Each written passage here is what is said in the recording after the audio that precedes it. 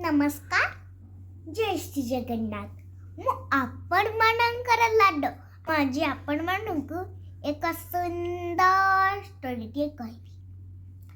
से सुंदर स्टोरी होची थरे गोटे गाँव रे प्रवचन चलता। प्रवचक महाशय भगवान विष्णु को विषय बहुत सुंदर सुंदर कथा कहती।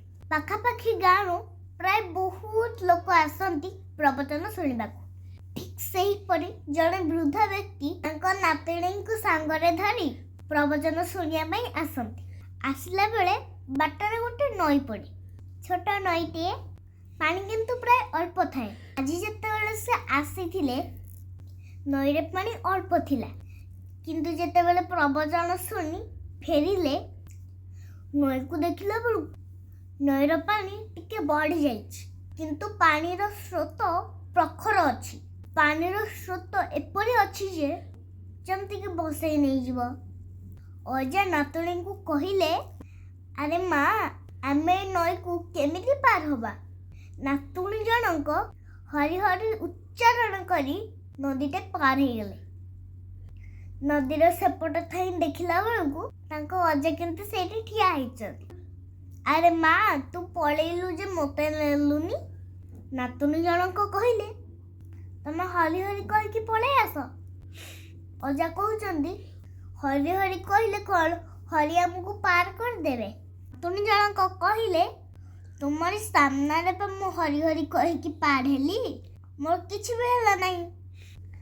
आज प्रवचक महाशय कौन कहउथिले आपनको कौन मन नहीं। प्रवचक महाशय पर कहउथिले आनंदे बोल हरि हरि हरि करिबे भबु पारी। जदि आमे हरि नाम उच्चारण करिबा तेबे सामान्य नदी कोन माने आमे गभीर समुद्र मध्य पार हो जिबा। तेणु आपण हरि नाम उच्चारण करि करि कि मो हाथ को धरंतु। एहा कहि अजनातुनी दुई जण हाथ धर धरी होई आ हरि नाम उच्चारण करी नदीटा पार होई गले। तांकर किछि भी हला नहीं। अजा सेपटे जाइकी देखिला बेलू आरे आम नई तो पार हो गले। अजांक ठारू नातुणींकर किंतु भगवान को प्रति थिला गभीर विश्वास। भगवान को प्रति थिला बहुत श्रद्धा सेथिपाई तो से प्रथम पार होइथिले। तेनु एठी नातुणी जनक तांको अजांकु कहउछंती अजा खाली हरि नाम नेले हेबो नाही। हरिंको प्रति आमर विश्वास थिबाई दरकार कारण विश्वास मिले ही हरि पारिल। आम जीवन रे जे कोनोसी कठिन परिस्थिति हो ना कहेंगे आम मन भितरे हरिंको प्रति जदि आमे विश्वास रखुचे आ हरिंको जदि आमे समर्पी दउछे तेनु आमर कोनोसी विपद भली लागिबो नाही। सेथिपाई पे साधु महाराज कहउथिले आनंद बोल हरि हरि हरि करिबे भव पारी। बुझ पारिल। आज पाई रहिली।